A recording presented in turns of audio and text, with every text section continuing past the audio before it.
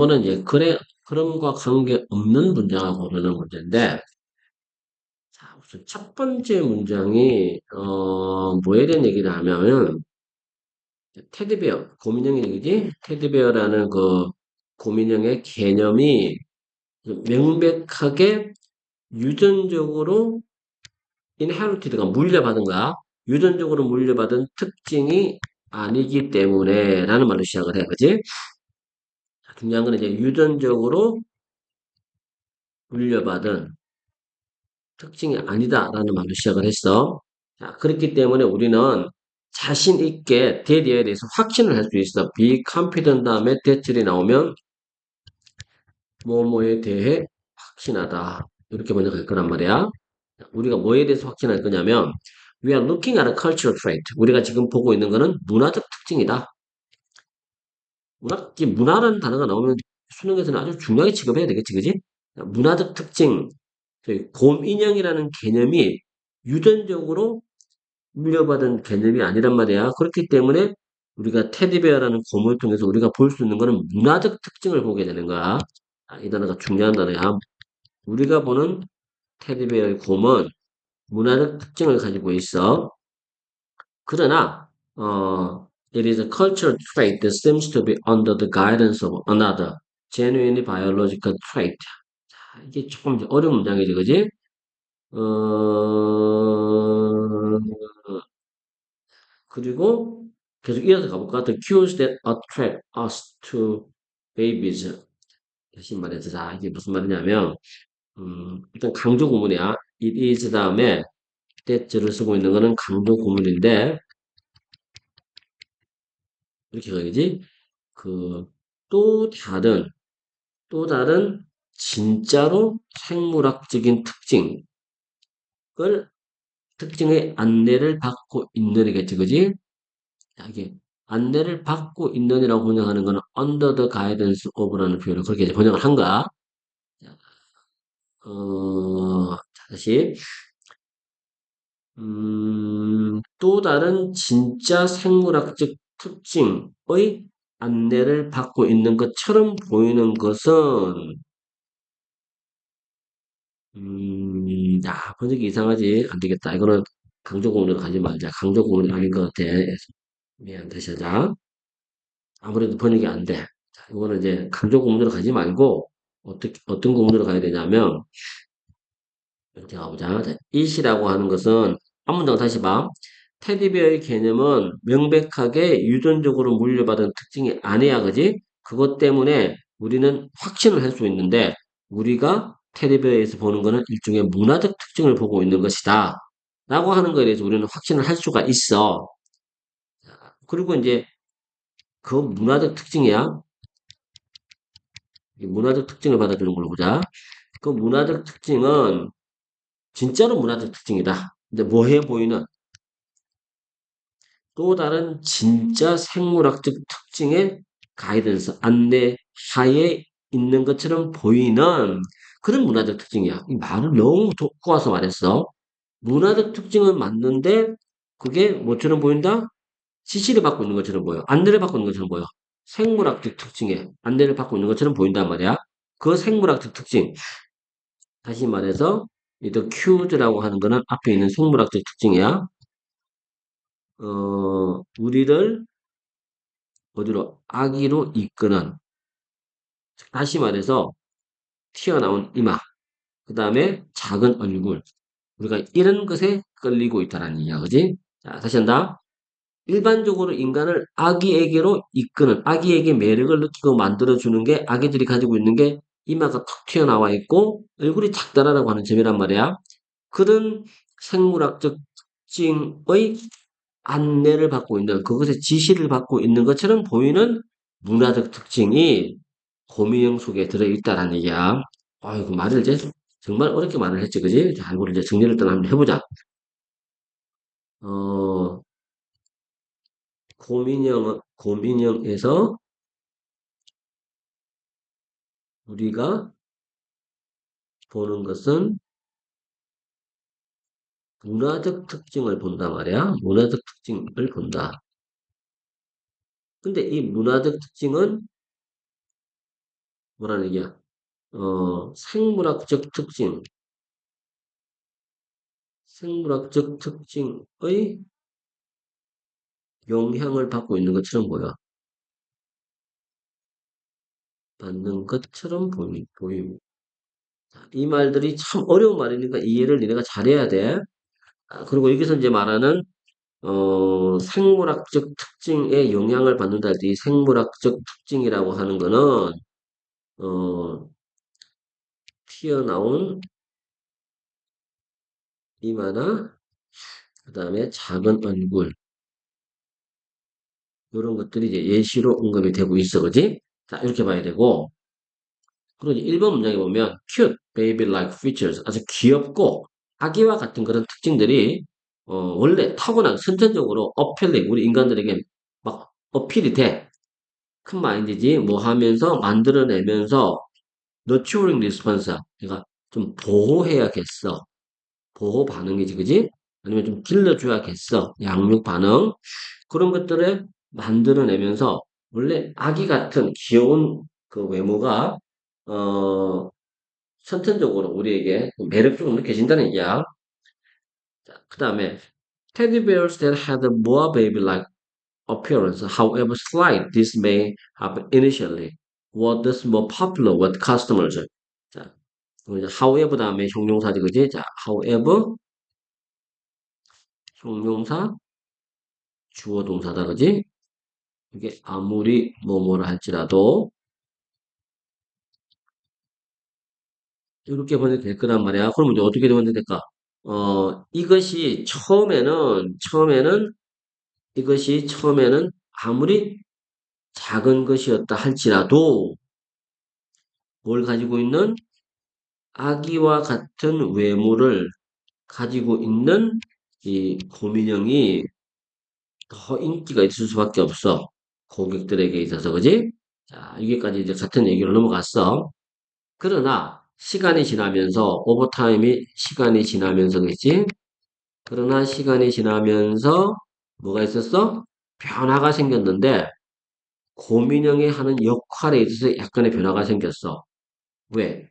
테디베어 메이커들이 소위 고민형을 만드는 사람들이 그들의 목표층을 조금 더 나이 든 고객들에게로 확대를 했기 때문이야. 일단 핵심 소재인 테디베어는 계속해서 언급이 되고 있어. 근데 이제 지금까지 우리가 얘기하고 있는 내용의 포인트는 뭐였냐면 아기 같은 얼굴을 가지고 있는 고민형이 조금 더 고객들에게 어필이 된다는 얘기야. 자, 그래서 아기 같은 외형적 특징을 가진 고민형이 더 매력적이다. 지금 이런 얘기를 지금 하고 있는 중이란 말이야. 근데 여기서 아기 같은 외모, 더 매력적 그런 거는 3번 문장에서는 전혀 언급이 안 됐단 말이야. 그래서 3번이 관계없는 걸 일단 빼야 돼.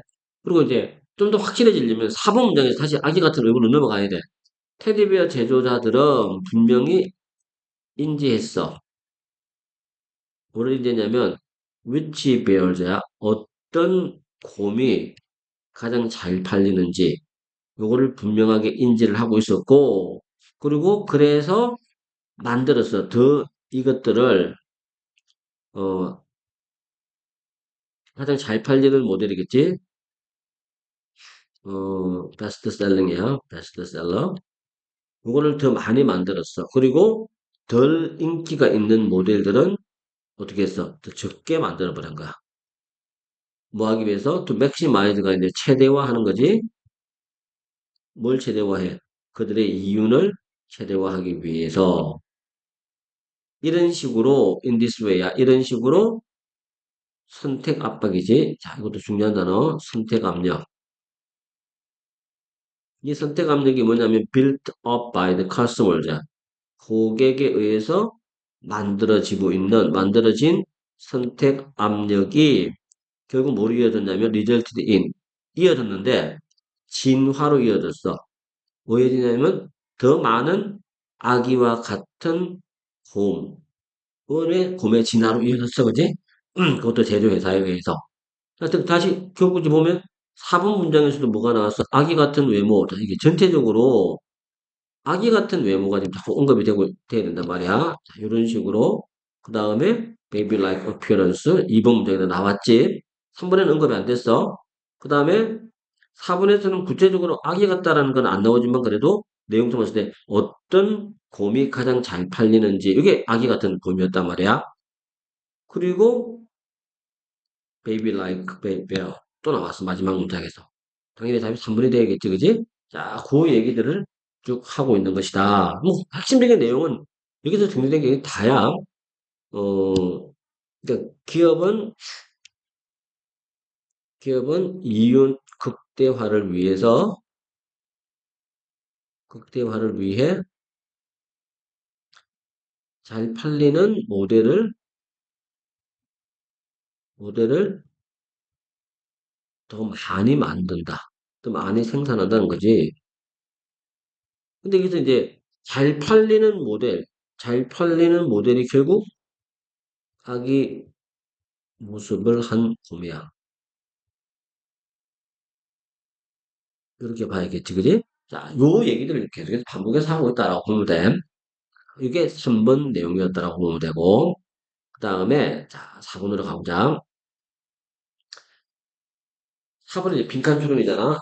빈칸 추론인데, 많은 사람들, 내가 지금까지 만나본 많은 사람들이 하더라. 뭐라고 말하냐면, many people이 주어, 오는 관계대명사, I've met이 그지? 말한다가 동사야. 뭐라고 말하냐면 they never write letters or anything at all. 그들은 절대로 편지 같은 거를 쓰지 않는다. 그다음에 또 그 어떤 것도 전혀 쓰지 않는다. 왜? 그들은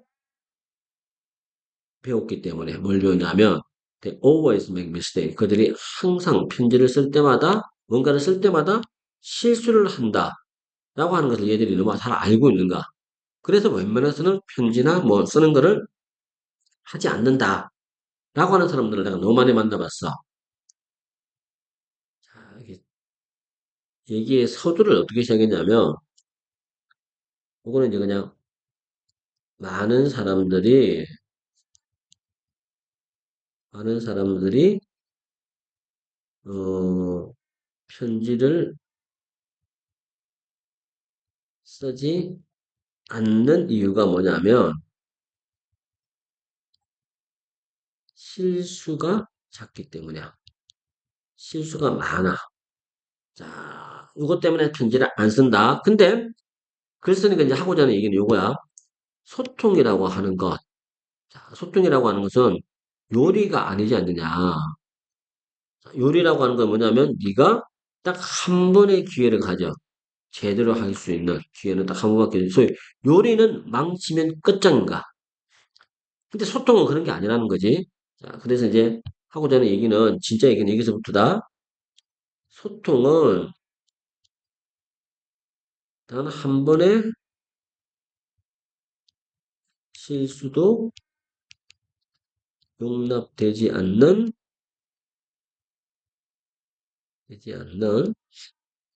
요리와는 다른 것이다. 소위 실수해도 된다는 얘기야, 그지?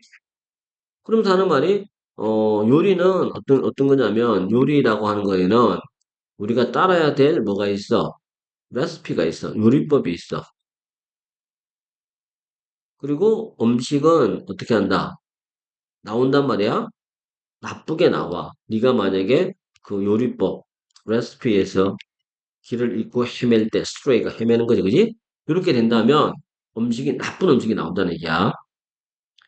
What those people are mad. 근데 내가 만나본 그 사람들이 didn't know. 알지 못하고 있는 것. 이게 주어다.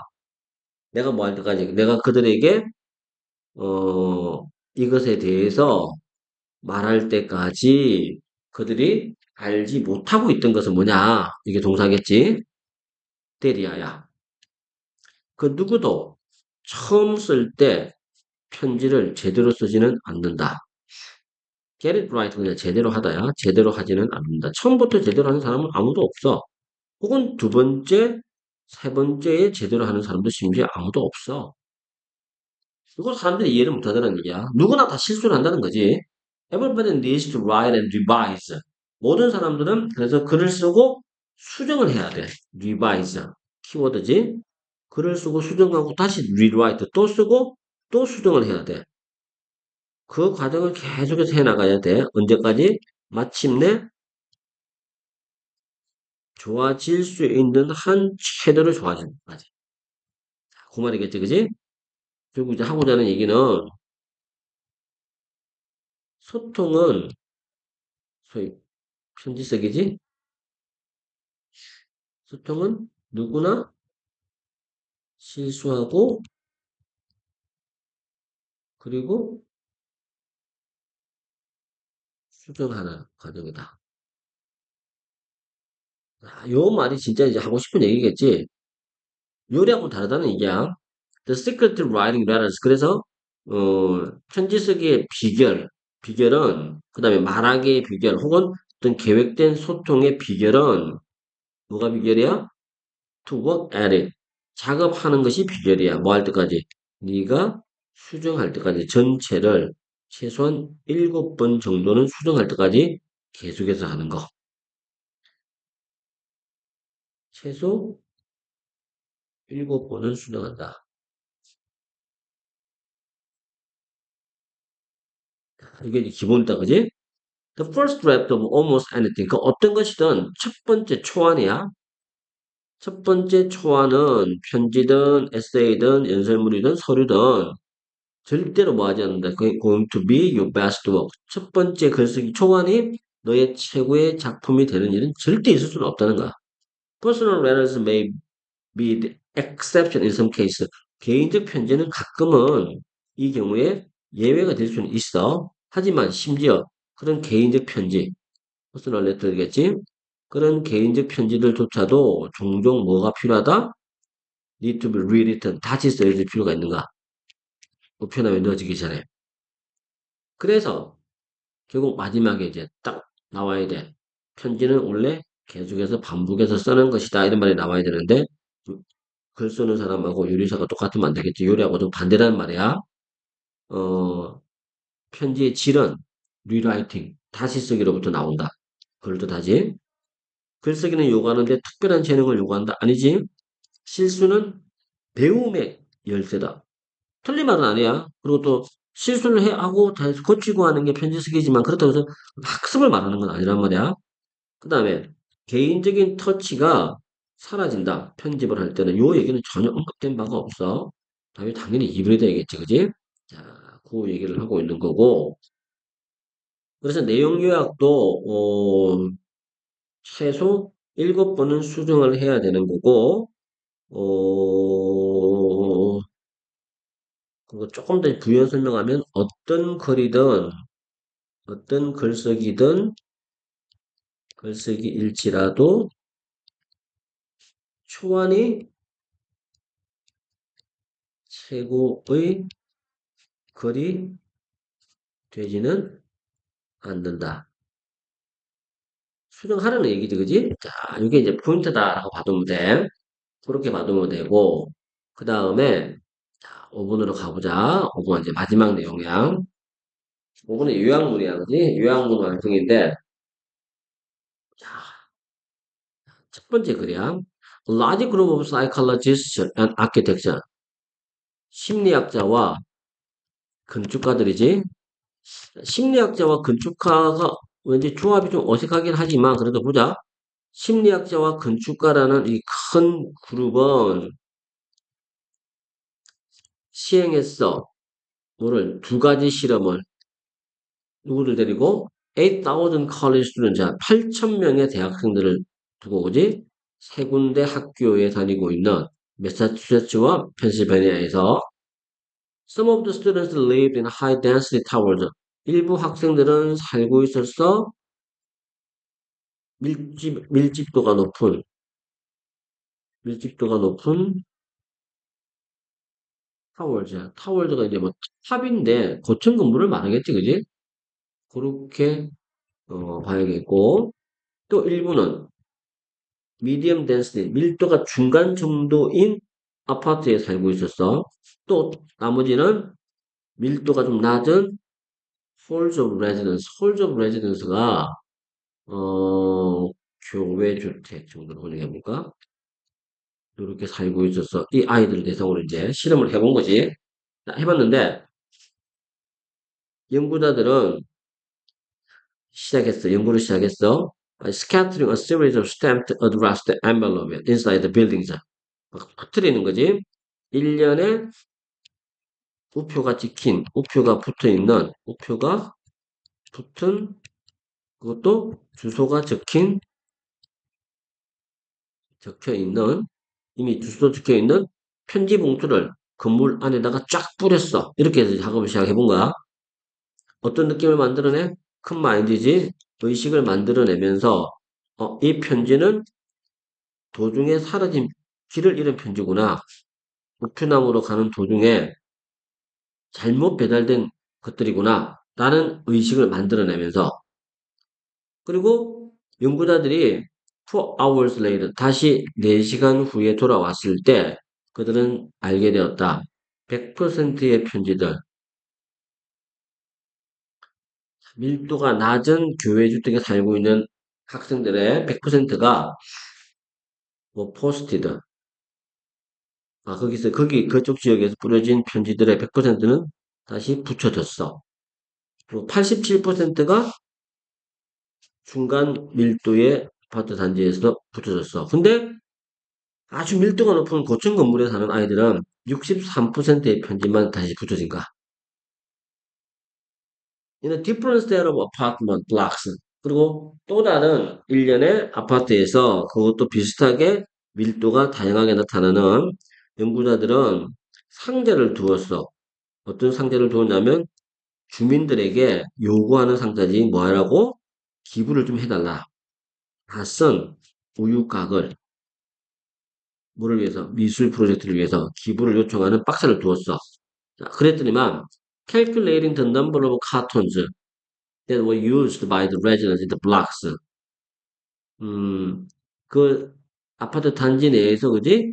입주민들에 의해서 사용되어진 우유곽의 숫자를 계산하면서 그들은 다시 한 번 더 알게 되었어. 뭘 알게 되었냐면 인구 밀도가 높은 지역의 주민들이 도움이 안 되더라. 역시 협동이나 뭐 도와주는 정신이 좀 부족했다는 얘기지. 그리고 인구 밀도가 낮거나 중간 정도의 주택에 살고 있는 사람들이 55%의 그들이 쓴 우유곽을 기부를 해줬어. 반면에 인구 밀도가 높은 주택에 살고 있는 학생들은 37%만이 우유곽을 기부를 했다는 얘기야. 결국 이 연구의 핵심은 뭐겠어? 여기까지 읽고 나서 우리 연구야. 인구 밀도가 높은 지역 거주자, 그 다음에 중간 지역 거주자, 그 다음에 인구 밀도가 낮은 지역 거주자 이렇게 나누는 거야. 그랬을 때, 어, 그랬을 때, 어, 유실된 우편물 혹은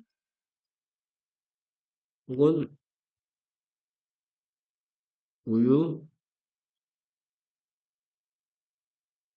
음, 우유가 중요한 건 아니지. 이거보다는 미술 프로젝트, 미술 프로젝트를